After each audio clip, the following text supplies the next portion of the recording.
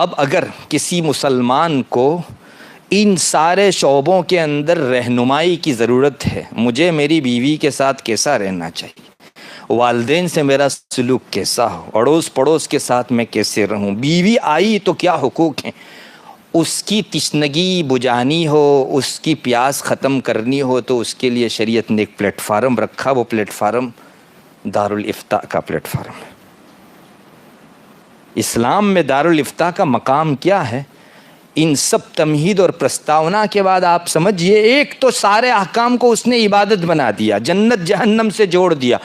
یہ دارالافتاء ہے جہاں ایک مسلمان اپنا پرسنل معاملہ رکھے گا اور کہے گا کہ مجھ کو شریعت اس بارے میں کیا رہنمائی کرتی ہے، مجھے کیا کرنا چاہیے اور کیا نہیں کرنا چاہیے، میں سیل پرچیز کر رہا ہوں، یہ طریقہ شریعت میں ویلڈ ہے یا ان ویلڈ۔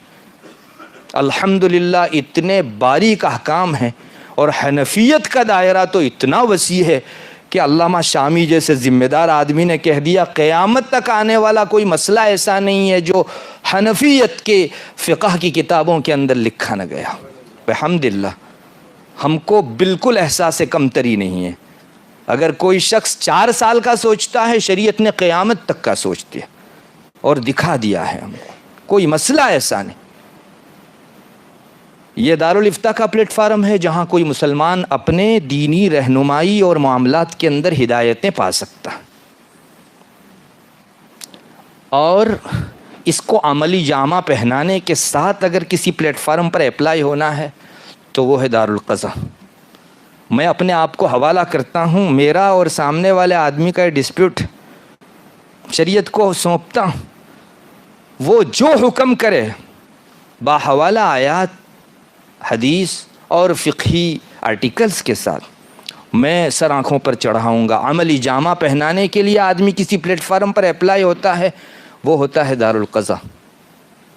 میں نے آپ کو بتایا شریعت نے سارے احکام کو عبادت بنایا، دارالافتاء اور دارالقضاء کے قیام کو بھی عبادت کی حیثیت سے دیکھا گیا۔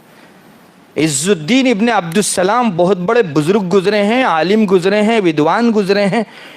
انہوں نے اپنی کتاب میں لکھا اسلامی سلطنت میں سب سے زیادہ اجر جو ملتا ہے وہ امیر المومنین کو ملتا ہے، چونکہ جتنے بھی شعبے ہیں سب کا روح رواں وہی ہے۔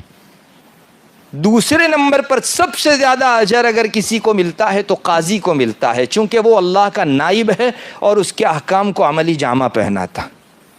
تیسرے نمبر پر اگر کسی کو ملتا ہے وہ مفتی ہے، چونکہ وہ اللہ کا ترجمان ہے۔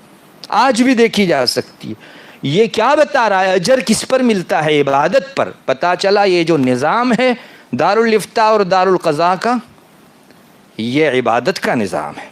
مسلمان کی تشنگی بجھانے کے لیے اس جگہ مسلمان اپلائی ہو کر اپنی دنیاوی و اخروی دونوں طرح کی کامیابیاں پا سکتا ہے۔ یہ ہے دارالافتاء اور دارالقضاء کا نظام۔